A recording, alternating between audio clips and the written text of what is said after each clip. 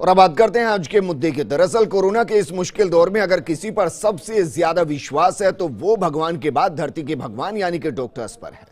पहली लहर से दूसरी लहर के कहर के बीच जनता लापरवाह जरूर हुई, लेकिन जो हर वक्त तैनात था वो डॉक्टर थे, जो लगातार इस जंग को जीतने के लिए न सिर्फ हर मुमकिन कोशिश कर रहे थे, बल्कि कई डॉक्टर्स को इस दौरान हमने खो भी दिया। ऐसे में अगर डॉक्टर्स हड़ताल की बात करें, उनको अपनी मांगे मनवाने के लिए हाथों पर काली पट्टी बांधनी पड़े, तो फिर सवाल खड़ा होता है कि क्या बाहर से मजबूत दिखने वाले डॉक्टर्स अंदर से मजबूर हैं, जिनकी मजबूरी को समझा नहीं जा रहा। सवाल यह भी है कि जिस वक्त पूरा प्रदेश इस सबसे मुश्किल दौर से गुजर रहा है, उस दौर में हड़ताल की बात करना, कार्य बहिष्कार की बात करना क्या वाकई में सही है? क्या मांगों को मनवाने का यह सही समय है, या फिर इस मुश्किल दौर में जब हर कोई डॉक्टर्स के साथ खड़ा है, उसी का फायदा उठाकर मांगों को मनवाने की तैयारी की जा रही है? ये सवाल इसलिए भी क्योंकि इस वक्त कोरोना की दूसरी लहर कहर बरपा रही है। ब्लैक फंगस तेजी से अपने पैर पसार रही है और तीसरी लहर की तैयारी पर सभी का फोकस है। ऐसे में क्या गलत वक्त पर आंदोलन की बात की जा रही है? इसलिए हम कह रहे हैं, इस आंदोलन को मैं क्या नाम दूं?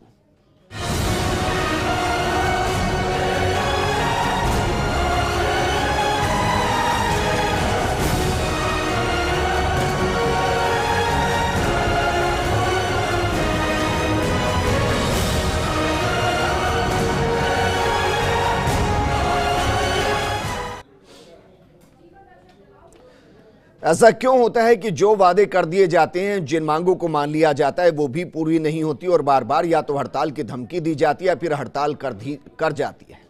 पुख्ता समाधान क्यों नहीं होता? इस मुद्दे पर बात करने के लिए हमारे साथ मौजूद हैं बीजेपी नेता सुमित गोदारा जी, कांग्रेस नेता स्वर्णिम चतुर्वेदी जी और जाड के उपाध्यक्ष प्रशांत पाराशर जी।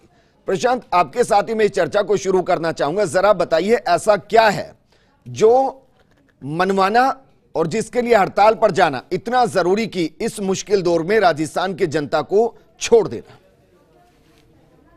First of all, Covid residents के लिए, हमारे डॉक्टर्स के लिए आज की नहीं, हमारी पिछले 1 साल से हमेशा प्रायोरिटी है, आज भी प्रायोरिटी है। कोविड की सेवाएं आज भी जारी है उसी तरह से जैसे कल थी जी, कल भी वैसे ही जारी रहेगी। मरीज हमारे लिए प्रायोरिटी है, चाहे सरकार हमारी सुने ना सुने, कितनी भी अनदेखी करना है करें, मरीज हमारे लिए प्रायोरिटी रहेंगे। रही बात इस नौबत तक बात कैसे पहुंची, ये तो उनको जो एडमिनिस्ट्रेशन में बैठे हैं उनको समझना चाहिए कि आज गवर्नमेंट के पास एक ही सेक्टर है जिसको संभालना है, वो है हेल्थ सेक्टर। हेल्थ सेक्टर में 2 चीजें आती होगी, मैन पावर और उस इंस्टीट्यूशन के अंदर इक्विपमेंट्स और सामान। इक्विपमेंट्स और सामान की बात देखें तो आपको पता ही, हमारे प्रधानाचार्य खुद अवगत करा चुके हैं कि भाई हम कितने कम चीजों के अंदर हम मैनेज कर रहे हैं पिछले 1 साल से। चलिए वो बात ठीक है। दूसरा, मैन पावर। हम पिछले 2 महीने से क्या 1 साल से फिर भी हमने चलो इग्नोर किया, कोई बात नहीं, सिचुएशन खराब है। 2 महीने से डे टू डे विजिट कर रहे हैं, गवर्नमेंट ऑफिस के चक्कर काट रहे हैं, क्योंकि इस नौबत में हम खुद नहीं आना चाहेंगे। इसमें मेहनत इतनी है, इसमें दिक्कतें इतनी है, हम खुद चाह रहे थे कि प्रॉब्लम सॉल्व हो। ऐसे ही बातों से हम डेली टू डेली विजिट कर रहे हैं, जो कि कंसर्न अथॉरिटीज है, चाहे वो नेतागण हो, चाहे वो एडमिनिस्ट्रेटिव IAS ऑफिसर्स हो, सचिव हो, बट कोई भी एक पॉजिटिव रिस्पॉन्स दे, एक टाइम दे। सब गोल गोल, जैसे सारी चीजें गोल गोल घूमती है वैसे ही इसको गोल गोल घुमाया जा रहा है हमें। आप आ जाइए, हाँ कर देंगे, अरे क्या है हो जाएगा, अभी कोरोना है, अरे कोरोना है इसीलिए तो हम कह रहे हैं कि आप प्रायोरिटी पे रखिए इस चीज को। आप समझते क्यों नहीं हो बात को? नहीं, प्रायोरिटी पे किस चीज को रखे, मुझे बताइए। ऐसी कौन सी मांग है जिसके बिना काम नहीं चल सकता? बिल्कुल, इन्होंने हमारे 3rd ईयर रेजिडेंट्स होते हैं जो कि पोस्ट ग्रेजुएशन कंप्लीट हो चुके हैं, इन्होंने 3rd ईयर रेजिडेंट्स की जरूरत है। हमने खुद जाके आगे से बढ़ के कहा कि हमें आप रिटेन कीजिए, जितनी सेवाएं लेनी है लीजिए आप, बट आप एक गाइडलाइंस तो जारी करिए कि वो किस पोस्ट पे कार्य करेगा, क्योंकि उसका टर्म पूरा हो चुका है। क्या वो ऐसा ही बैठा रहेगा? आपने ऑर्डर एक निकाल दिया कि 3rd year will be continued to serve, but as what? SMS को रजिस्टर में उसका कहीं नाम नहीं होगा, उसका 30 तारीख को सब कुछ कंप्लीट हो चुका है। आप एक गाइडलाइंस के साथ अगर इतना ही आपके क्लियरिटी रहती माइंड में कि हमें क्या करना है, तो आप क्लियर लिख के देते हैं, भाई ये इस पोस्ट पे कार्य करेगा, ये इसका पे आउट रहेगा, इस दिन ये कंप्लीट करेगा। कोरोना अगर 6 महीने और चलता है, ये 6 महीने हम इसको और रखेंगे, आप क्लियरिटी हमें देते हैं उस चीज को। आपने बिल्कुल नहीं दिया, एकदम ओपनली ऐसे छोड़ दिया, बेचारा वो घूम रहा है, उसको पता नहीं क्या करना है। आपने पिछले 1 साल, लास्ट ईयर कोविड में जो भी डॉक्टर्स थे उनको गवर्नमेंट इंस्टीट्यूशन से रिलीज किए, अपने अंडर लिए, आपने उनको APO कर दिया, उनके नई पोस्टिंग आनी है, आपके पास विजन ही नहीं है कि आप कब उनको ऑर्डर देंगे, कब आप कहां पोस्ट करेंगे। आप हैफजेड में खोए, आपके पास एक एक्सक्यूज है, भाई कोरोना है। अरे कोरोना है तभी तो आपको इस सब चीजों को सॉर्ट आउट करना है। हमने एक मांग रखी इसमें कि हमारे जो लोग बीमार हो रहे हैं, आप बीमार हो रहे हैं, देखिए मैन पावर को मैनेज करना बहुत जरूरी है। बीमार हो गया आप उसको छोड़ दीजिएगा, ऐसे आपका मैन पावर लॉस हो जाएगा। मोर देन 2000 अभी तक हम खो चुके होंगे, अपने स्टेट में इतने डॉक्टर्स हम खो चुके होंगे। लेकिन अगर मैन पावर को हम प्रॉपर मैनेज करें, उनको प्रायोरिटी पे रखें, उनका ट्रीटमेंट ठीक होएगा, फिर वो जंग में आएगा। लेकिन आप ये कह रहे हैं डॉक्टर को भी ट्रीटमेंट सही नहीं मिल रहा है। बिल्कुल नहीं, इसके लिए हमें लेटर देना पड़ता है, हमें मांग रखनी पड़ती है कि भाई हमारे लिए भी कुछ रखो, इनको ट्रीटमेंट दे। आप 15 दिन लगातार, कौन से कहां पे ये लिखा हुआ है, कौन से इंस्टीट्यूशन कहता है कि 20 दिन कोविड ड्यूटी लगातार करेगा ये लड़का? आप उसको ओवर एक्सपोजर को 5 दिन 4 दिन 7 दिन क्वारंटाइन देके रिड्यूस कीजिए, फिर दोबारा उसको बुलाइए। वो तो कार्य करने के लिए तैयार ही बैठा है, और काम ही क्या है अभी? हम सब कार्य करने के लिए बैठे हैं। आप गाइडलाइंस तो रिलीज कीजिए इस चीज के लिए, भाई ऐसे रहेगा। मुझे बताइए सर, मुझे बताइए, क्या पुलिस लगातार ड्यूटी नहीं दे रही है? क्या मीडिया लगातार ड्यूटी नहीं दे रही है? बिल्कुल। क्या बाकी लोग लगातार ड्यूटी नहीं दे रहे हैं इस मुश्किल दौर में?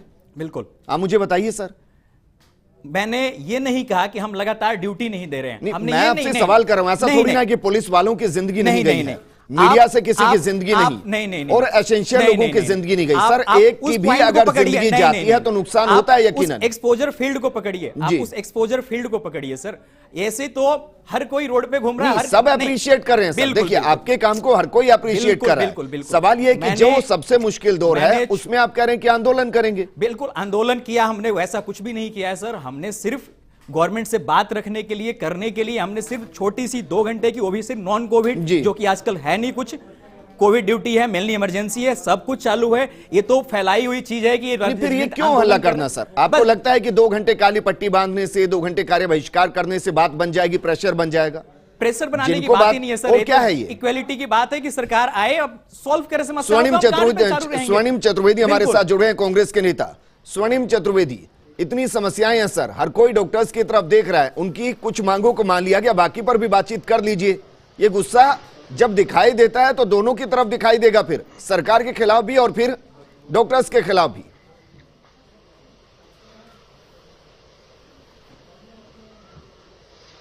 देखिए विजय जी, ये बात सही है कि हमारे जो डॉक्टर साथी हैं, जो बंधु बोल रहे हैं, ये काफी मेहनत करनी पड़ रही है, काफी स्ट्रेस में भी हैं, काफी मुश्किल दौर से, जिस हालात से हम लोग निकल रहे हैं।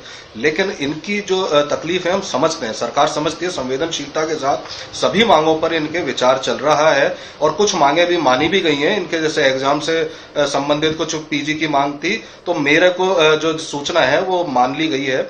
और अभी मुझे ऐसा लगता है कि इनके धीरे धीरे जो भी सभी मांगे हैं, वो उनमें जो भी मांग मानी जा सकती है, जो भी हम राहत प्रदान कर सकते हैं सरकार के स्तर पर, वो करने का प्रयास किया जा रहा है। जहां तक बीमार देखिए, मैं आंदोलन के पक्ष में नहीं, मैं कार्य बहिष्कार के पक्ष में भी नहीं। सवाल मेरा दरअसल यह है कि यहां तक की नौबत आने क्यों दी जाती है?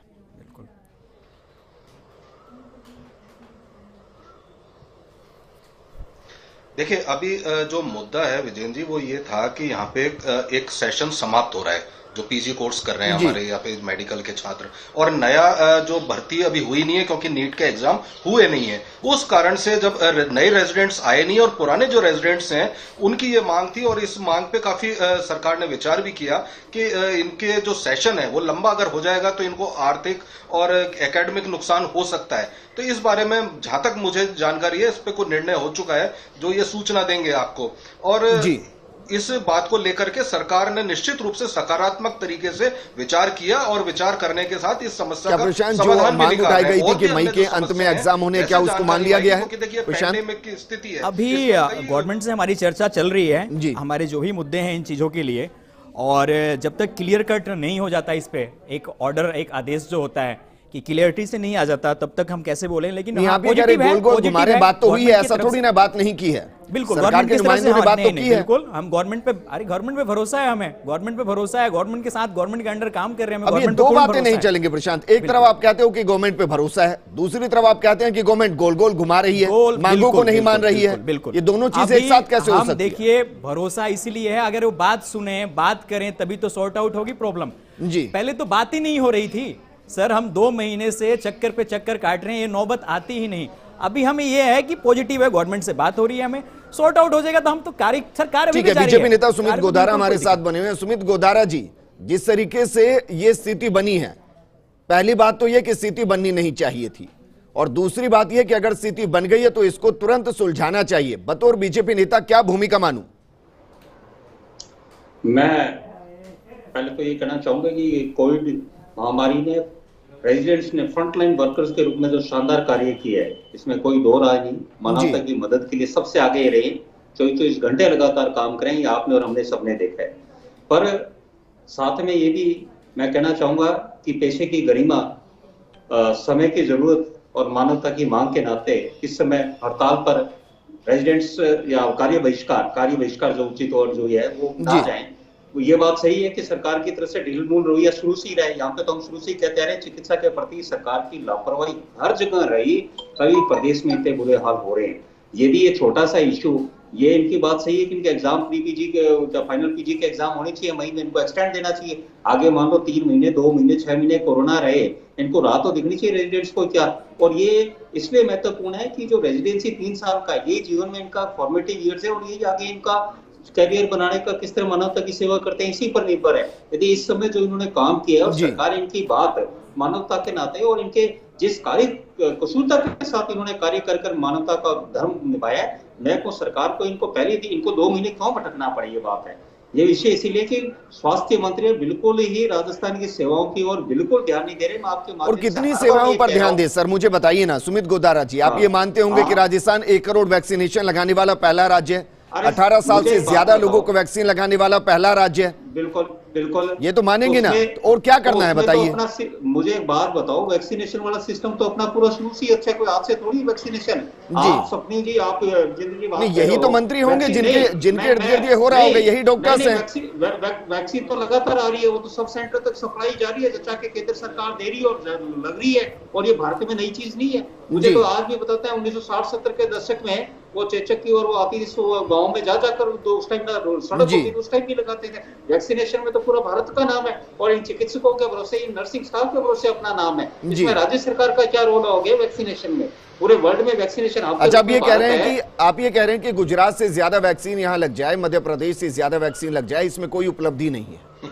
नहीं, ये तो वैक्सीनेशन लगातार राज्य केंद्र सरकार दे रही है और अपना सिस्टम शुरू से नीचे तक है, हर जगह अपना ये राजस्थान में जागरूकता है जी, लोग जागरूक है, यहाँ पे लगा रहे और वैक्सीनेशन लगातार चल ही रहा है। इसमें तो कोई बात ही नहीं। पर विषय ये है कि डॉक्टर्स की समस्या के समाधान के लिए मैं ये कितनी बार ये रहा कि आपने राजस्थान के चिकित्सा मंत्री को देखा, एसोसिएशन को बुलाकर बात करके देखना क्या समस्या चल रही है। अरे सर, आज भी बात हुई है उनसे, आज भी बात हुई है उनसे, आज भी हुई है। 2 महीने तक ये जब आपके 4 रेजिडेंट वाले कह रहे हैं, एसोसिएशन वाले क्या 2 महीने से हम कह रहे हैं हमारी बात नहीं सुने, और विषय 2 महीने के लिए 1.25 साल से कोरोना चल रहा है। क्या इनको हार्ड ड्यूटी अलाउंस के बारे में राज्य सरकार ने सोचा कि रेजिडेंट इतनी मेहनत कर रहे हैं, उनके हार्ड ड्यूटी अलाउंस के बारे में कुछ कहना चाह रहे हैं? सोचा कि टाइम पर इंक्रीमेंट मिले? क्या उन्होंने सोचा राजस्थान सरकार ने इन युवाओं के लिए जो आगे चलकर भविष्य है?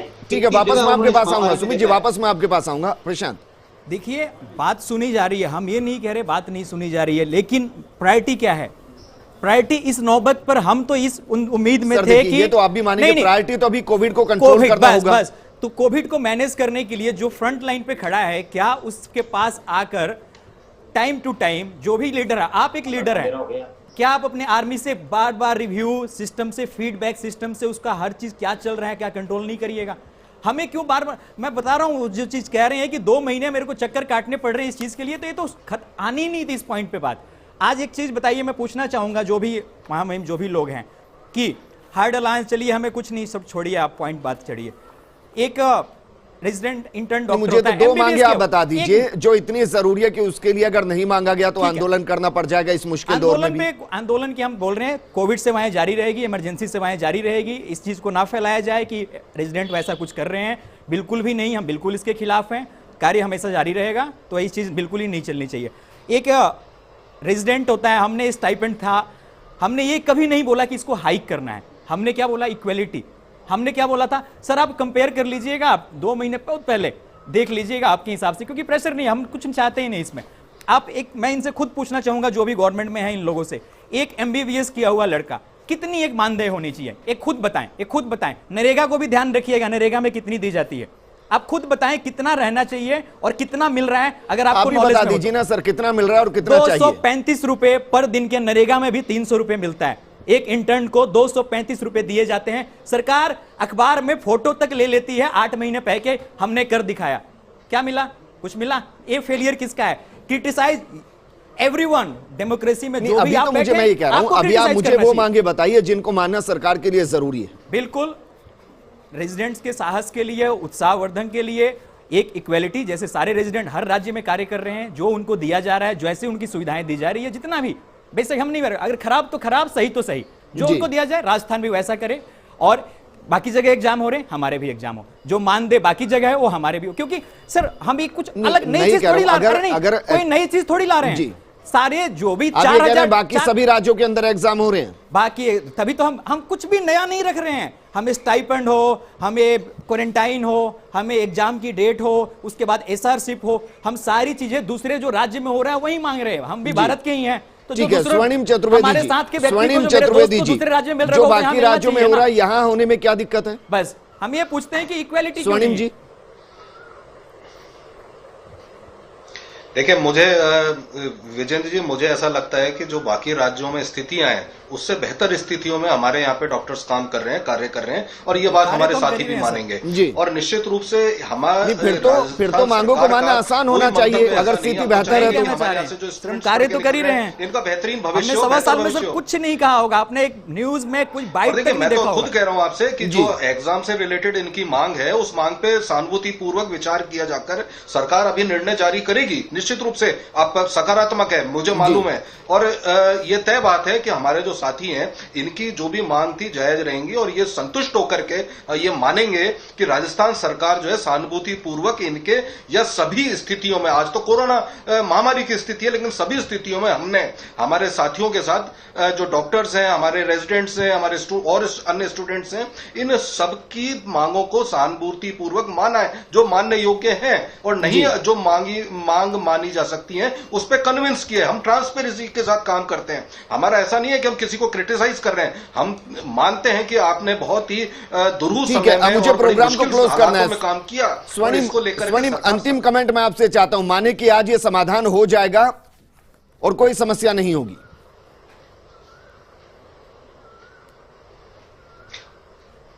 देखिए, हम बिल्कुल सकारात्मक है, और मुझे पूर्ण विश्वास है कि हमारे जो साथी हैं, रेजिडेंट डॉक्टर्स हैं, ये निश्चित रूप से स्ट्राइक्स पे नहीं जाएंगे, इनका समाधान होगा, और सरकार के साथ मिलकर सुमित गोदारा जी, एक सेकंड, आपको लग रहा है कि समाधान हो जाना चाहिए? क्योंकि देखिए, हर कोई डॉक्टर्स की तरफ देख रहा है, सरकार की तरफ देख रहा है, नेताओं की तरफ देख रहा है, विपक्ष की तरफ देख रहा है, और सबको एकजुट चाहता है इस मुश्किल दौर के अंदर। बिल्कुल बिल्कुल विजेंद्र जी, आपकी बात सही है। और पर सपने जी की बात पर एक तरफ तो डॉक्टर्स की प्रशंसा कर रहे हैं, और 3 महीने जो सेकेंड वेव चल रही है और डॉक्टर्स की, रेजिडेंट्स की समस्या का समाधान नहीं हो रहा है, ये भी विषय दोनों तरफ से ड्यूअल क्यों सरकार चल रही है। एक तरफ वो मान रही है अच्छा काम कर रहे हैं, तो अच्छा काम कर रहे हैं तो उनका भी मनोबल बढ़ाओ ना, हौसला बढ़ाओ, उनकी मांगे तुरंत स्वीकार करो। जो सही है, आप जब आज इनको कार्य बहिष्कार कहना पड़े तब आप कर रहे हो, क्या बात है? कम से कम आप अपने तथ्यों को तो जांच लें। सरकार की बुराई करने के लिए ही अगर आप आते हैं तो सबसे पहले आप अपने गिरेबान में जाते हैं। सपने जी कोई बुराई नहीं करी, सपने जी आपके मन में ही लग रहा है क्योंकि आप खुद सोच रहे हैं मैंने कोई बुराई नहीं की। मैंने कहा रेजिडेंट्स की जो मांग है उनको मानना चाहिए।